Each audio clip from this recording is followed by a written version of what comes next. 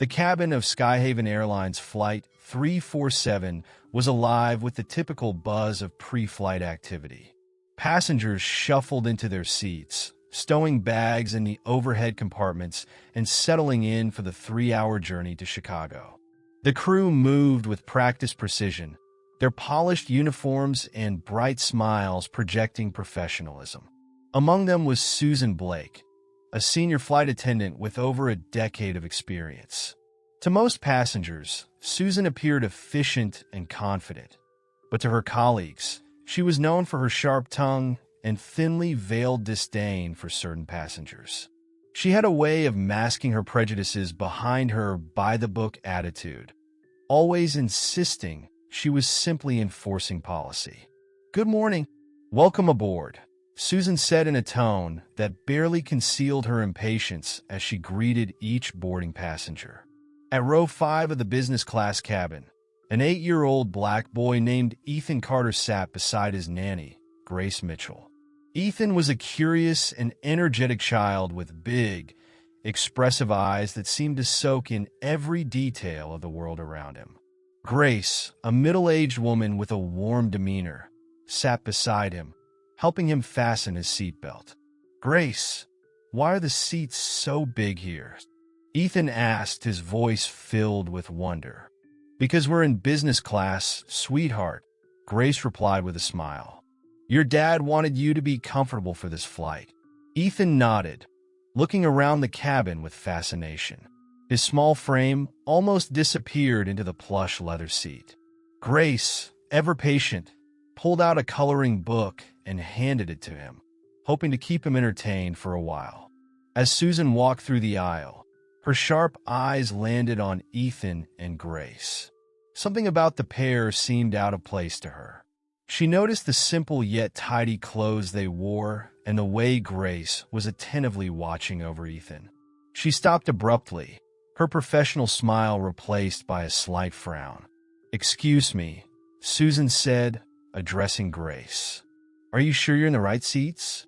Business class is reserved for premium ticket holders." Grace looked up, startled but calm. "Yes, these are our seats, 5A and 5B, she replied, her tone polite. Susan's lips tightened into a thin line. "I'll need to see your boarding passes." Grace opened her purse and handed over the 2 neatly printed boarding passes. Susan examined them with a scrutinizing gaze, as though expecting to find a mistake. But there was no mistake. The passes were valid, and the seats were theirs. "I see," Susan said, her voice cold. "I'll be back shortly." She handed the passes back without another word and continued down the aisle, her heels clicking against the floor. Grace watched her go, sensing the tension in Susan's demeanor. She didn't say anything to Ethan, not wanting to alarm him, but a faint unease settled in her chest. Meanwhile, Ethan was oblivious to the interaction. He was busy coloring a picture of a plane in his book, using the crayons Grace had packed for him. "Grace, do you think the pilot will let me see the cockpit?" he asked, his excitement bubbling over. "We'll see, sweetie," Grace said, her smile returning. "Let's wait until we're in the air, okay?" Susan, on the other hand, couldn't shake her irritation. She whispered to a fellow crew member near the galley. "Did you see that woman and the boy in business class? Something doesn't feel right.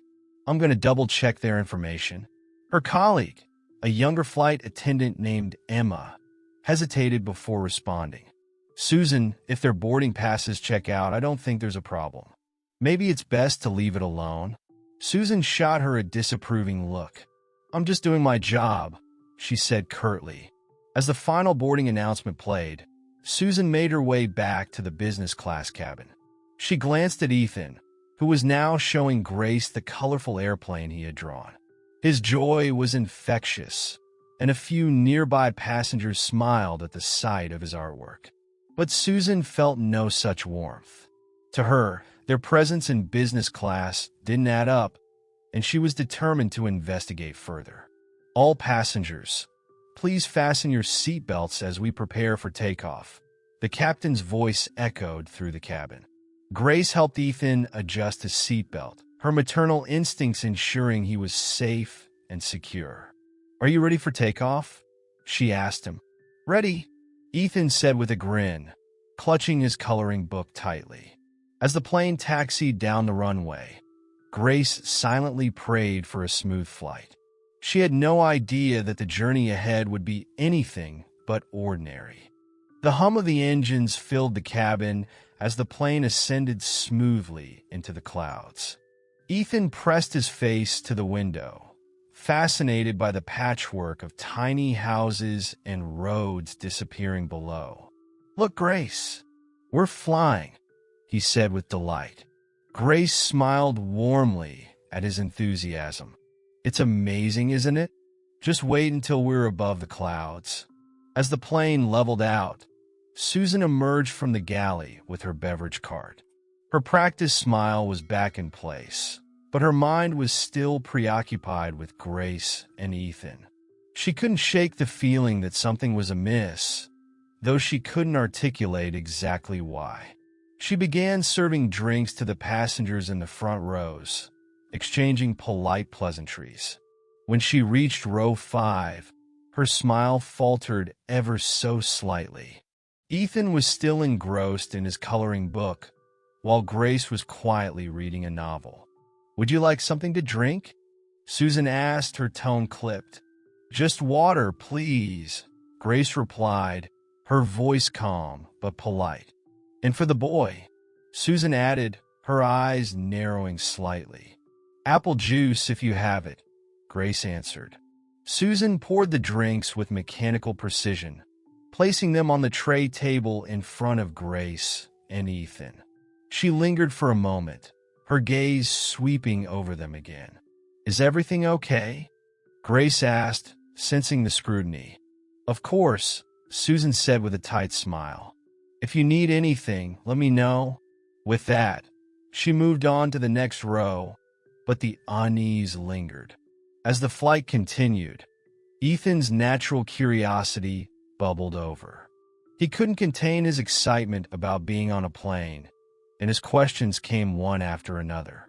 "Grace, how do planes stay in the air? Are there rockets in the wings?" Grace chuckled. "Not rockets, sweetheart. The wings are shaped to help the air lift the plane. It's called aerodynamics." Ethan's eyes widened. "That's so cool. Do you think I can be a pilot one day?" "Of course, Ethan. You can be anything you want to be," Grace said, her tone filled with encouragement. Their conversation wasn't loud, but it was enough to catch Susan's attention as she walked by. She paused mid-step, her expression tightening. "Excuse me," she said sharply. "Please keep your voices down. Other passengers are trying to rest." Grace blinked, taken aback. "I'm sorry. We'll be quieter." Susan nodded curtly and walked away, but not before shooting a pointed look at Ethan, who now sat quietly, clutching his coloring book. Nearby passengers exchanged glances, sensing the tension. A man in row 6 leaned toward his seatmate and whispered, "What's her problem?" "It's just a kid being excited about flying." "I know," the woman replied softly. "He's adorable. She's just being harsh." Back at the galley, Susan spoke in hushed tones to Emma. "That boy is a distraction. He's too loud for business class." Emma frowned. "Susan, he's just a kid. And it's not like he's running up and down the aisle. He's sitting quietly now." Susan crossed her arms. "I'm telling you, there's something off about this whole situation. I'll bet the nanny is using someone else's ticket." Emma sighed. "You're overthinking it. If their tickets were valid, it's not our job to question it further." But Susan wasn't convinced. She had already made up her mind to dig deeper. Meanwhile, Ethan had settled back into his seat, quietly flipping through the pages of his book. Grace reached over and gently squeezed his hand. "You're doing great, sweetheart," she said softly. Ethan looked up at her with a small smile. "Thanks, Grace. I didn't mean to get us in trouble." "You didn't," Grace assured him. You're just excited, and that's okay. Don't let anyone make you feel bad about that." The reassuring words seemed to ease Ethan's worry, but Grace couldn't shake the feeling that Susan's behavior was more than just strict adherence to protocol. As the flight progressed, Susan made several unnecessary trips through the cabin, each time glancing at Ethan and Grace as though expecting to catch them doing something wrong. Her behavior was subtle enough to avoid drawing attention from her superiors, but blatant enough for Grace to notice. Grace remained calm, refusing to let Susan's actions ruin the flight for Ethan. She focused on keeping him entertained, pointing out the clouds outside the window and answering his endless stream of questions. But the unease grew heavier with each passing moment. Grace could sense that Susan wasn't finished. By the time the first meal service began, the tension in the air was palpable. Susan approached row 5 with a tray, her expression as stiff as ever. "Chicken or vegetarian?" she asked Grace, her tone devoid of warmth. "Vegetarian for me, please," Grace replied. "And for the boy?" Susan asked, her voice tinged with irritation. "Chicken, please," Grace said, trying to keep her tone neutral. Susan served the meals without incident, but the look she gave them as she walked away was unmistakable: suspicion and disdain. Grace sighed quietly, glancing at Ethan, who was happily eating his chicken. She didn't want to upset him, but she knew this wasn't the end. The flight continued at a steady pace, with the cabin lights dimmed to allow passengers to rest. Ethan, still full of energy despite the long day, doodled in his notebook while Grace quietly flipped through a magazine. Across the aisle, a middle-aged couple smiled warmly at Ethan. "He's such a bright kid," the woman whispered to Grace. "Thank you," Grace replied, her tone kind but reserved. "He loves learning new things." The couple nodded, clearly charmed by Ethan's infectious enthusiasm. But not everyone shared their sentiment. Susan lingered near the galley, her eyes flickering toward row 5. She couldn't explain why she felt so unsettled by the pair, but she had convinced herself there was something about their presence that didn't belong. "Are you really still worrying about them?" Emma asked, her voice tinged with exasperation. Susan sighed. "It's not just that they're out of place. It's the way she acts, so calm and composed, like she's hiding something."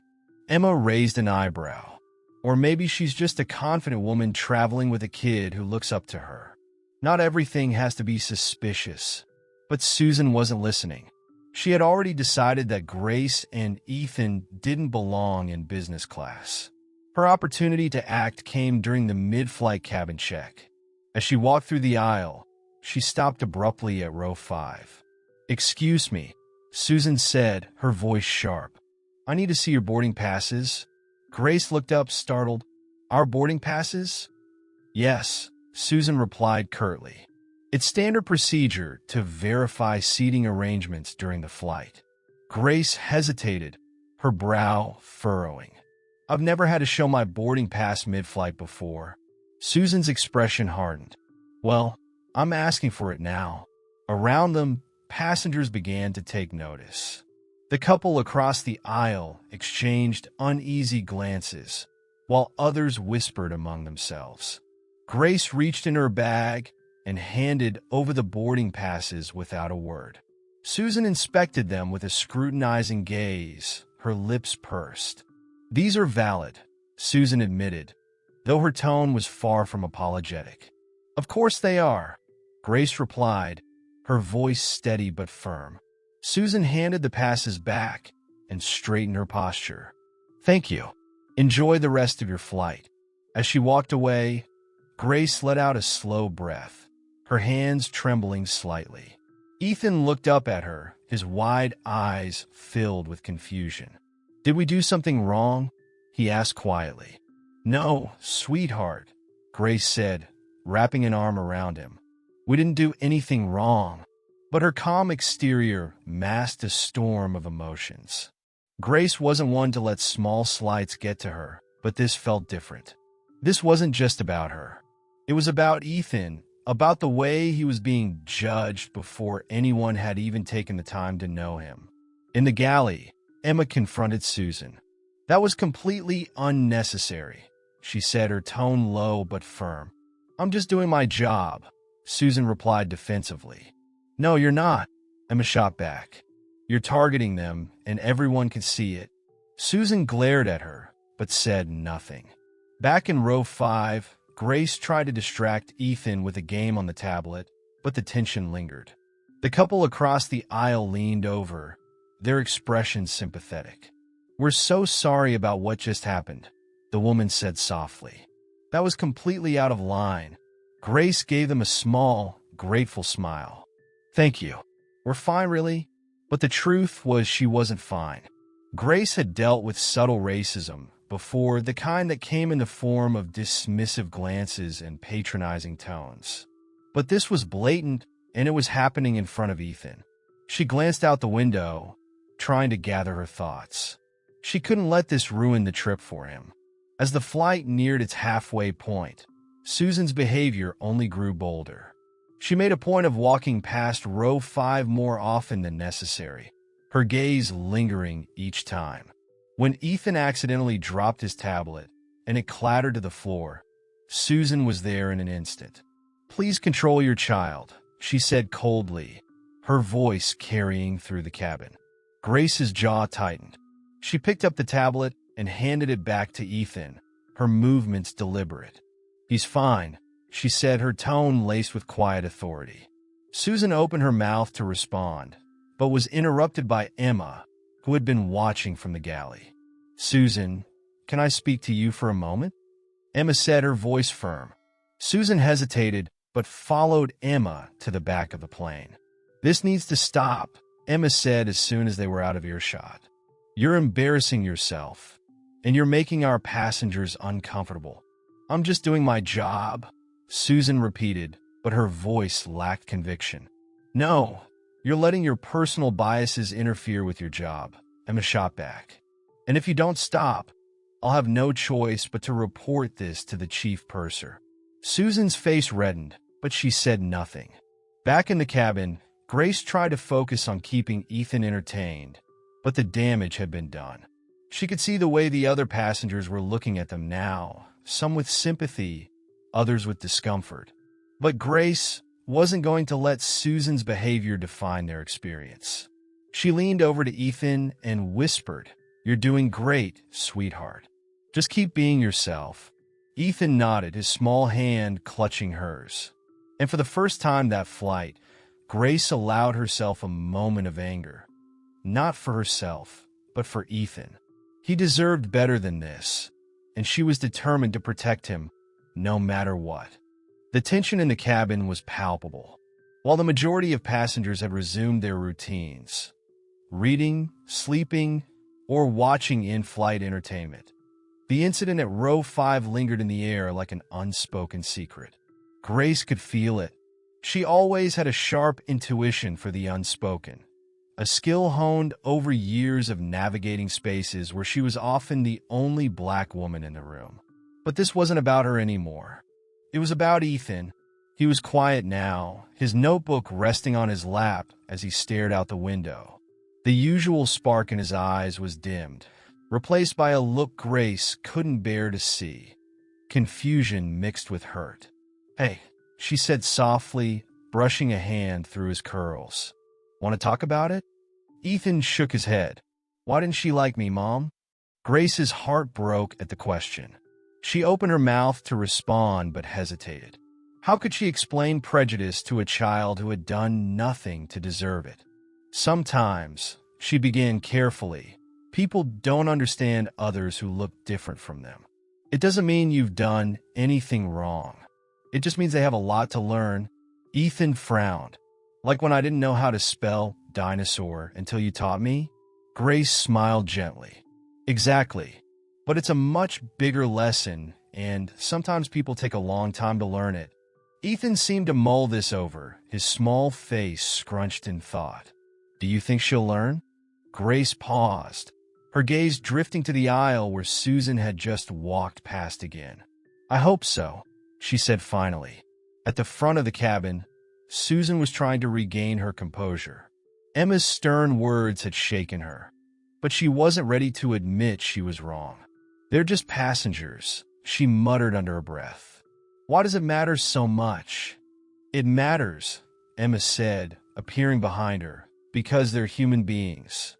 And because your actions don't just affect them. They affect everyone on this flight." Susan glared at her, but didn't respond. She turned her attention to the galley, busying herself with trays and cups. Meanwhile, a quiet ripple of action was unfolding elsewhere on the plane.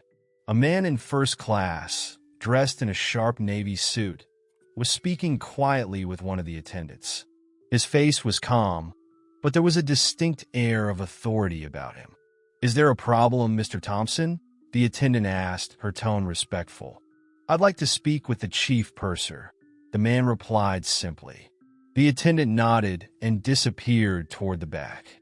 Moments later, she returned with a middle-aged man wearing a crisp uniform and a name tag that read Daniel. "Mr. Thompson," Daniel greeted him. "What can I do for you?" Thompson gestured toward the business class section. "I've been made aware of an issue involving a passenger and one of your flight attendants. I'd like to know what's being done about it." Daniel's expression faltered. He had been informed of the situation, but hadn't realized it had reached first class. "I assure you, sir, we're handling it internally." "Internally isn't good enough," Thompson said firmly. "This is my airline, and I won't tolerate discrimination on any of my flights." Daniel's eyes widened. He glanced toward the business class cabin, then back at Thompson. "Understood, sir. I'll address it immediately." Thompson nodded. "Good. And make sure the passengers in question are taken care of. I'll follow up personally." As Daniel walked away, Thompson leaned back in his seat, his expression unreadable. This wasn't the first time he'd had to deal with incidents like this, but it never got easier. He thought about his son, who was likely unaware of the commotion brewing behind him. Ethan had always been a bright, curious child, qualities Thompson cherished. But moments like this reminded him that the world could be unkind, even to the most innocent among them. Back in business class, Grace noticed the shift in the cabin crew's demeanor almost immediately. Daniel approached her row with a warm, professional smile. "Ms. Harper, is there anything I can do to make your flight more comfortable?"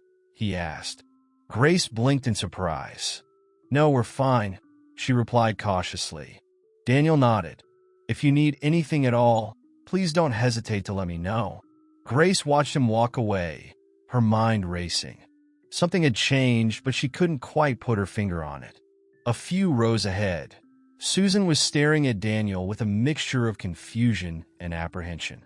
She didn't like the way he had bypassed her to speak directly with Grace, nor the subtle shift in his tone when addressing her. Emma, meanwhile, had noticed the exchange and couldn't hide her satisfaction. She leaned toward Susan and said quietly, "Looks like someone's finally paying attention." Susan shot her a glare, but said nothing. Ethan tugged on Grace's sleeve. "Mom, who is that man?" "I'm not sure," Grace admitted, "but I think everything's going to be okay." For the first time since the flight began, she felt a glimmer of hope. Whatever was happening, she had a feeling it wasn't over yet, and she was determined to see it through. The sound of the beverage cart rolling down the aisle briefly interrupted the stillness in the cabin. Most passengers were engrossed in their activities, but Grace couldn't shake the feeling that something significant was unfolding. She noticed how Daniel, the chief purser, occasionally glanced her way, his expression carefully neutral. In first class, Mr. Thompson had exchanged his calm demeanor for a look of quiet determination. He reached for the intercom button but paused, his fingers hovering just above it. He decided against making an announcement himself, trusting that Daniel would handle the situation appropriately, for now. Back in business class, Ethan had fallen asleep against Grace's shoulder, his small body curled up in the plush seat.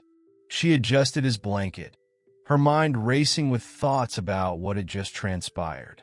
Her reflection was interrupted when Susan appeared again, tray in hand. This time, her demeanor seemed forced, an attempt at friendliness that felt anything but genuine.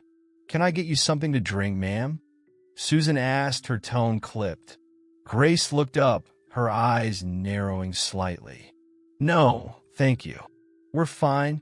Susan hesitated, her lips twitching as if she wanted to say more. Finally, she placed the tray down on an empty seat and leaned in closer. "Look," she whispered, her voice low, "I think we got off on the wrong foot. Maybe I overreacted earlier, but I'm just trying to do my job. You understand that, right?" Grace stared at her, unsure how to respond. Part of her wanted to accept the apology and move on, but another part, perhaps the louder part, refused to let Susan off the hook so easily. Before she could reply, a familiar voice cut through the tension. "Is there a problem here?" Both women turned to see Daniel standing a few feet away, his arms crossed. His presence was commanding, and Susan immediately straightened up, her cheeks flushing. "No problem at all," Susan said quickly, her voice unnaturally cheerful. Daniel raised an eyebrow, but didn't respond. Instead, he addressed Grace directly. "Ms. Harper, I'd like to apologize for any inconvenience you've experienced during this flight. If there's anything I could do to make things right, please let me know." Grace glanced at Susan, who was now fidgeting with the hem of her uniform. She wanted to believe the gesture was sincere, but the events of the past few hours had left her wary. "I appreciate that," she said carefully, "but I think an apology from the person responsible would mean more." Susan's head snapped up, her eyes wide. "I already said." "That's enough, Susan," Daniel interrupted, his tone firm. "You and I will have a discussion about this later." Susan's mouth opened as if to argue, but she quickly shut it again, her face burning with embarrassment. She grabbed the tray and hurried down the aisle without another word. As the tension between the three dissipated, Grace let out a breath she hadn't realized she was holding. Daniel gave her a reassuring nod before returning to the galley, leaving her alone with her thoughts once more. Meanwhile, in first class, Mr. Thompson decided it was time to act. He stood up, straightened his suit, and made his way toward the business class cabin. The moment he appeared, the energy in the room shifted. Passengers turned their heads, curious about the man who seemed to carry an air of authority. Even Grace noticed him immediately, though she didn't recognize who he was. "Excuse me," he said, addressing Daniel, who had just reappeared. "Could you please direct me to row 5? Daniel blinked, clearly caught off guard. "Of course, sir. Right this way." Grace watched as the man approached, her curiosity growing with each step he took. When he finally stopped in front of her row, she instinctively sat up straighter, unsure of what to expect. "Miss Harper," the man said, his voice calm and measured. "Yes," she replied, her tone cautious. He offered her a small, polite smile. "My name is Charles Thompson. I believe you've met my son, Ethan." Grace's eyes widened in shock, her gaze darting between the man and her sleeping child. "Your son?" Charles nodded. "Yes, and I've been made aware of what happened earlier. First of all, let me thank you for your patience and grace in handling such an unfortunate situation. Secondly, I want to assure you that this matter will not go unresolved." Grace was momentarily speechless. The revelation that Ethan's father was not only on the flight, but also someone of apparent significance left her reeling. "I thank you," she managed to say. "But how did you know?" Charles gestured toward Daniel. Your chief purser was kind enough to inform me after one of the passengers brought the incident to his attention. Grace glanced at Daniel, who gave her a subtle nod. Charles continued, his expression serious. As the owner of this airline, I have a responsibility to ensure that every passenger is treated with dignity and respect. What you experienced today is unacceptable, and I intend to address it personally. The weight of his words hung in the air, and Grace felt a surge of relief mixed with disbelief. She had spent so long advocating for herself and her son, and now, finally, someone with real power was stepping in. Charles crouched down to Ethan's level, his demeanor softening. He gently touched his son's shoulder, waking him from his nap. "Hey, buddy," he said, his voice warm. Ethan blinked sleepily, his face lighting up when he saw his father. "Daddy!" Grace watched the reunion, a small smile tugging at her lips despite the whirlwind of emotions she was feeling. Charles straightened up and turned back to her. "Ms. Harper, if it's all right with you, I'd like to speak with my staff before we land. In the meantime, please don't hesitate to let me know if you need anything." Grace nodded, her voice barely above a whisper. "Thank you."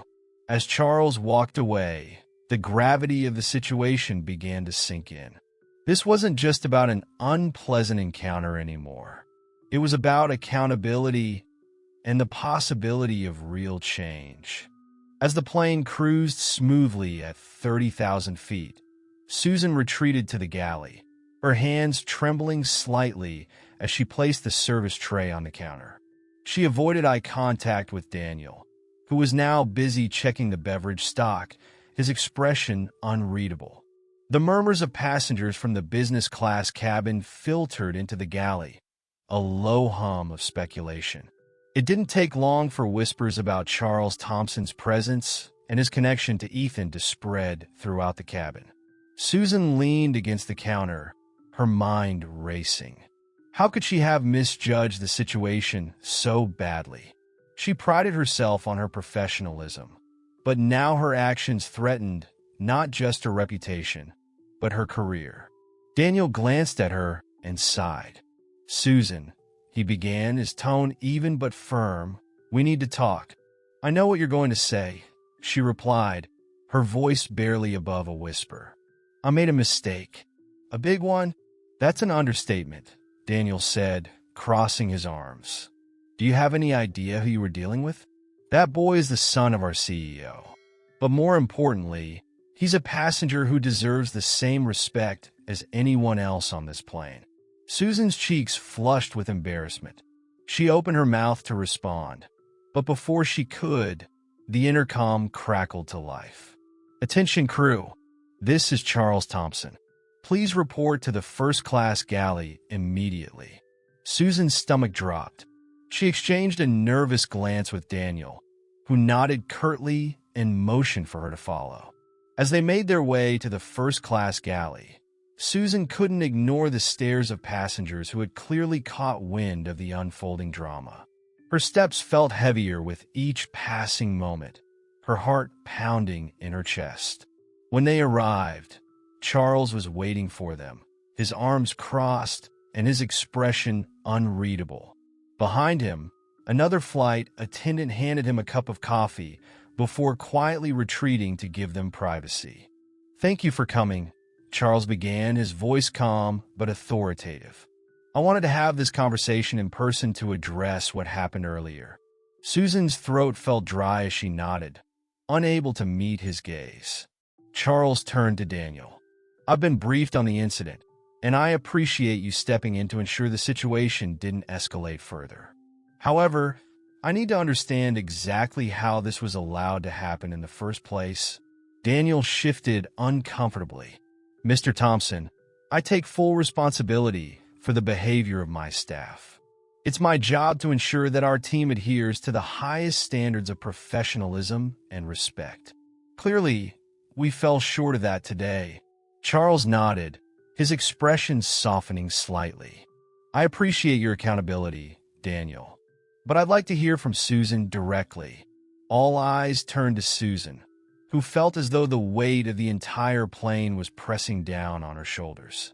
She took a deep breath and finally looked up, meeting Charles's gaze for the first time. "Mr. Thompson," she began, her voice trembling, "I want to start by apologizing.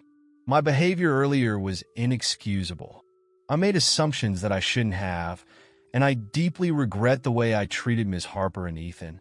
Charles studied her for a moment, his expression unreadable. "Why did you make those assumptions, Susan?" The question hung in the air, heavy and unyielding. Susan hesitated, her mind scrambling for an answer that wouldn't make things worse. I don't know," she admitted finally, her voice barely above a whisper. "I guess I let my biases cloud my judgment." Charles's gaze didn't waver. "Biases have no place in customer service, especially not on my airline. Do you understand the gravity of what you've done?" Susan nodded, tears welling in her eyes.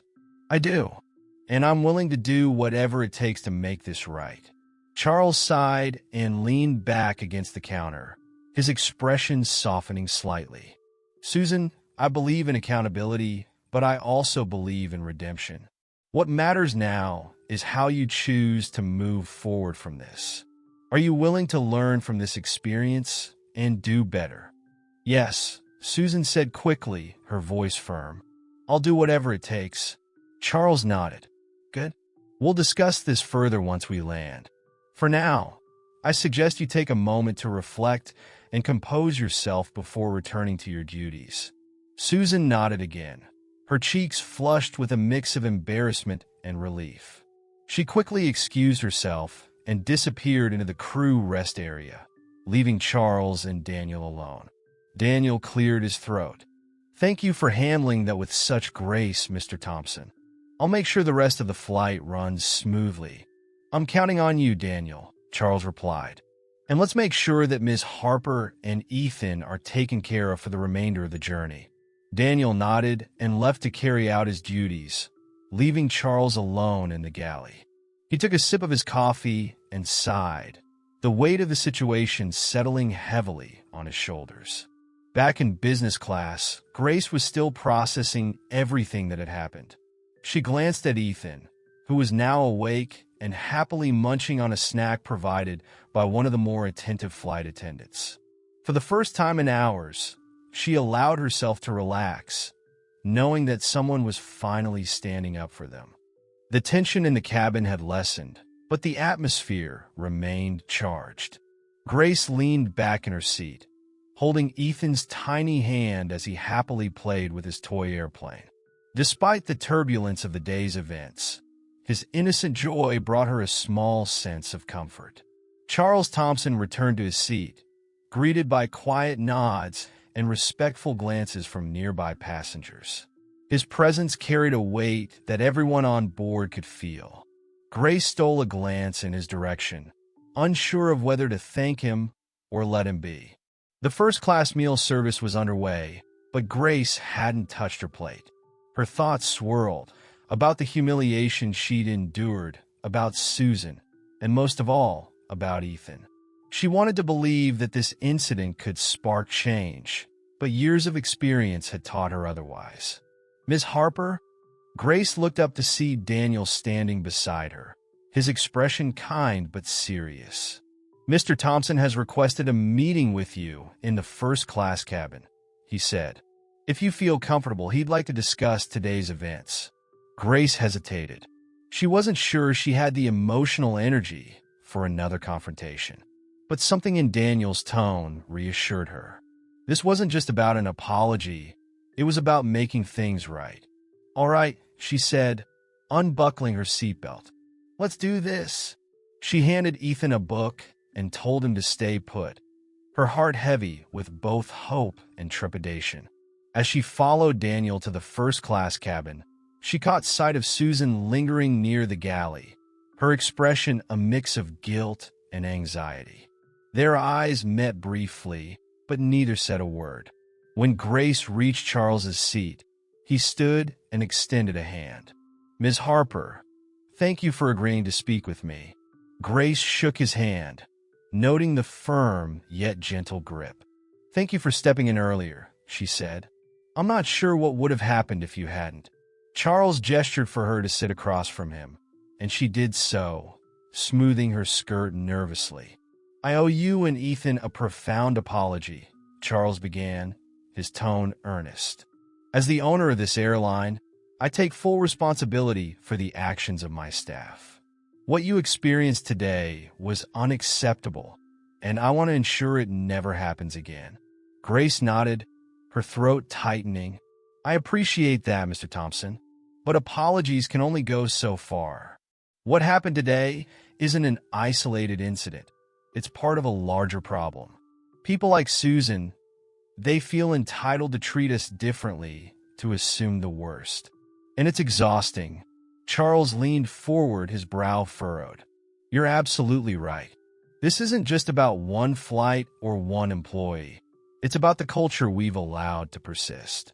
That's why I'm committed to making systemic changes within the company, starting with mandatory bias training for all staff. Grace raised an eyebrow. Bias training is a start, but it's not enough. There need to be real consequences for actions like Susan's. Without accountability, nothing will change. Charles nodded solemnly. You have my word that accountability will be a top priority. And if you have any suggestions on how we could do better, I'd be grateful to hear them. Grace hesitated, surprised by his openness. Well, she began, you could start by creating a passenger advocacy board, something that gives customers a voice in how the airline handles complaints. It might help rebuild trust. Charles's eyes lit up with interest. That's an excellent idea. I'll make sure our team explores it further. For the first time that day, Grace felt a glimmer of hope. Maybe, just maybe, this incident could lead to something positive. As their conversation wound down, Charles reached into his briefcase and handed Grace a business card. Please don't hesitate to reach out if you have any additional thoughts or concerns. And thank you for your patience today. You've handled this with far more grace than most would have. Grace managed a small smile. Thank you, Mr. Thompson. I just hope this really does lead to change. As she returned to her seat, Grace felt a mix of emotions, relief, exhaustion, and a cautious optimism. Ethan greeted her with a wide grin, holding up his book. Mommy, look, I found the airplane. Grace chuckled softly, brushing his curls. That's great, sweetheart. Meanwhile, Susan stood in the crew rest area, staring at her reflection in the small mirror. The weight of her actions pressed down on her like a stone. She thought about Charles's words and Grace's dignity in the face of adversity. For the first time, she began to question her own biases, her own assumptions. This wasn't just about keeping her job. It was about becoming a better person. The final hours of the flight were calm, almost surreal after the chaos of earlier. The hum of the engine seemed to echo the stillness in Grace's mind as she looked out of the window, watching the vast expanse of clouds below.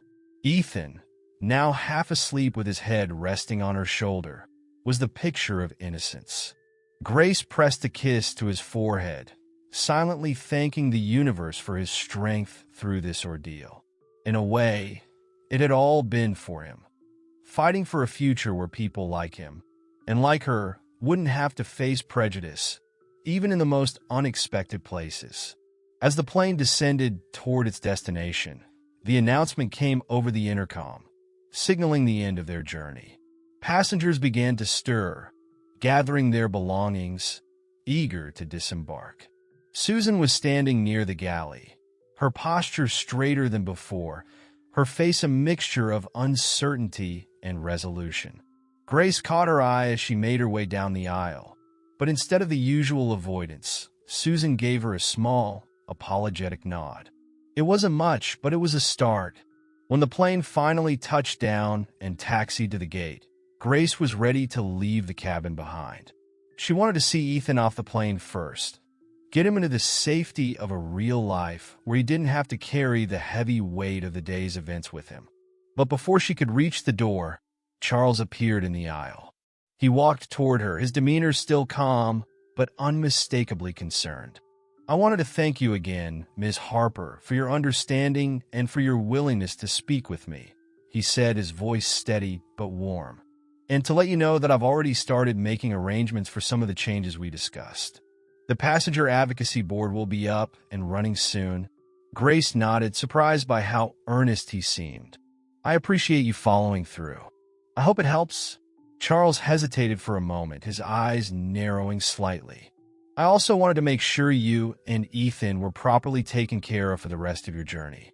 I've arranged for a car service to take you wherever you need to go. I want to ensure you're both treated with the respect you deserve." Grace was taken aback. "That's not necessary, Mr. Thompson. I'm sure we'll be fine." Charles shook his head. "No, it's the least I can do. You've gone through enough today." As Grace stood there, taking in his words, she realized something. This wasn't just a gesture. It was a turning point. Something in Charles had changed. He wasn't just offering his company's resources. He was offering his genuine regret, and for the first time, it felt real. Before she could respond, the flight attendants were already ushering the passengers toward the exit. Grace gathered Ethan in her arms, preparing to step into the jet bridge, but not before she took one last look at Susan, who had been watching her from the galley. This time, when their eyes met, Susan offered a full apology, her words almost lost in the busy atmosphere. "I'm sorry," she said softly, her face showing vulnerability for the first time. Grace nodded, acknowledging the sincerity in her voice. "Thank you," she replied. As Grace stepped off the plane, the bright sunlight outside the terminal felt like a new beginning.